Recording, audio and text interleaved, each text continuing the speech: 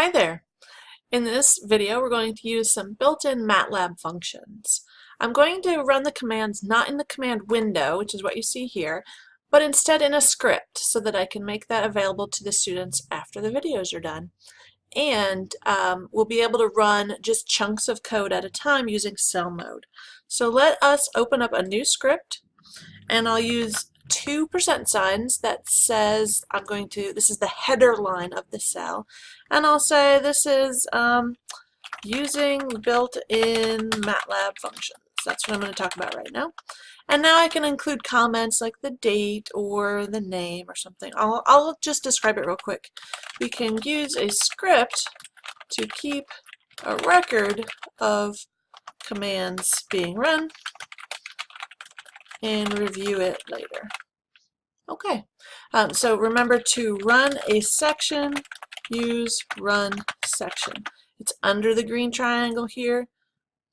Just kidding. Here, this other green triangle that says run section. Advanced moves you down to the next cell, but we don't need that right now.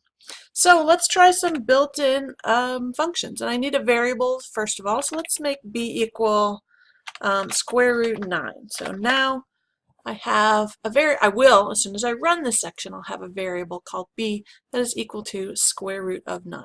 Notice that MATLAB is highlighting this equal sign because I have not suppressed the output. We can use a colon sign if we want to suppress the output. But what I'm going to do now is click on run section.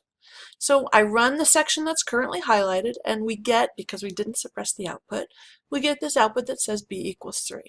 So you can see how we're going to be using run section to run a chunk of code at a time, put the results in the command window for us to look at, and keep track of everything we're doing with a script.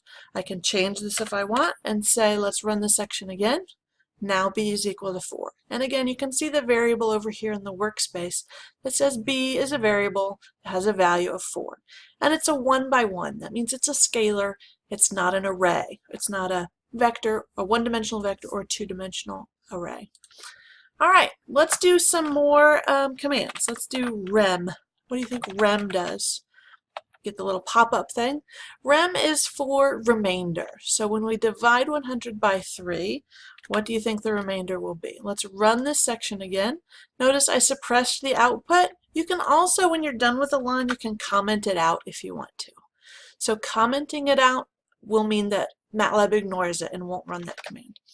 So the remainder when you divide 100 by 3 is 1. Great. Let's do some more commands. More commands.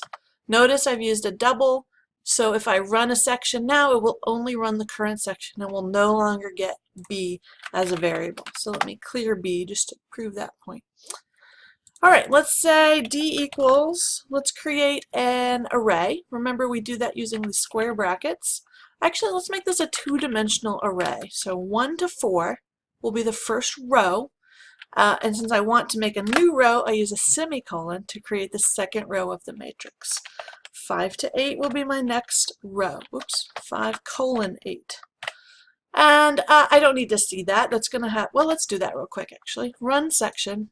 So we get d equals 1 through 4, 5 to 8. This is a 2 by 4 matrix. We can see it over here, a 2 by 4 array. So it's a two-dimensional array. But I don't need to see that the next time I run this. Let's do some things with arrays like size. What can we do with the size? What do you think it's going to tell us? Let's run section and see. This tells me two numbers. Notice the first one is the number of rows and the second one is the number of columns. So size of a matrix, if all you say is give me the size, it will report back two numbers, both the number of rows and the number of columns. All right, we'll pick up in our next video with some more built-in MATLAB functions.